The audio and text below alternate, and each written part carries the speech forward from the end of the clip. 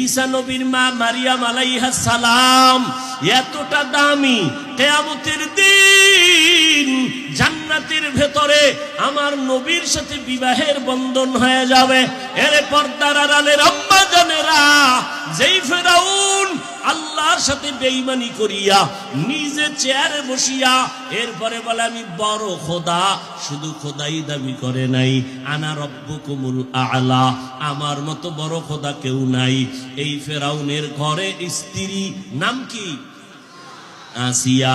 আল্লাহ তারে এমন ভাবে কবুল করেছেন, ওই আসিয়া একদিন চিরুনি দিয়া মাথা আছড়ায়, হঠাৎ চিরুনিটা মাটির মধ্যে পড়ে গেল, উঠাইতে গিয়া আল্লাহর নাম জবানে বের হয়ে গেল।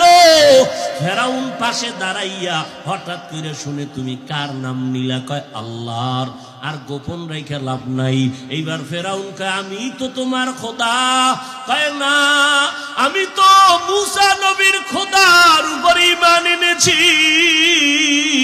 এতদিন আমি গোপন রেখেছিলাম, এখন আর গোপন রাখার কোনো সুযোগ নাই, যেহেতু প্রকাশ হয়েই গেছি আর এটা বন্ধ করা যাবে না।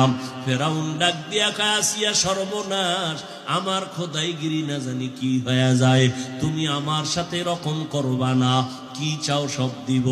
বলে তুমি যাই দাও, আমার মাওলার মোহাব্বত আমি আলাদা ফেরত দিতে পারবো না, আমি মাওলার আশেক হয়ে গেলাম, আমি মাওলার মোহাব্বত অন্তরে জমায়ে ফেলেছি, আমি আমার মাওলার নাম না নিলে আমার কলিজা ঠান্ডা হয় না। ফেরাউন বলে খবরদার, আর একবারও তুমি বলবা না। আসিয়াকে ফিরাইতেই পারে না। এক পর্যায়ে ফেরাউন বলে আমার কানে কানে একটু আমারে খোদা বলিয়া ডাক দাও। আসিয়া ডাক দিয়া কয়, রে ফেরাউন, আমি এমন আল্লাহর গোলাম যে আল্লাহ বধির না, অন্ধ না, যদি আমি তোমার কানে আস্তে করে কিছু বলি তাও আমার আল্লাহ শুনবেন, আমার আল্লাহকে ফাঁকি দেওয়ার কোনো সুযোগ হবে না। আসিয়া এবার আল্লাহর উপরে মজবুত হয়ে গেল।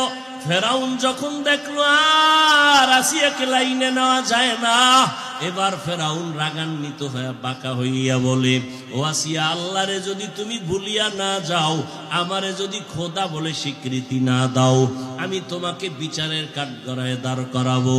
আসিয়া বলে, রে তুমি যা করো কিছুই আমার আপত্তি নাই, বলে তোমার হাতে পায়ে রশি লাগায় ফাঁসি দিব।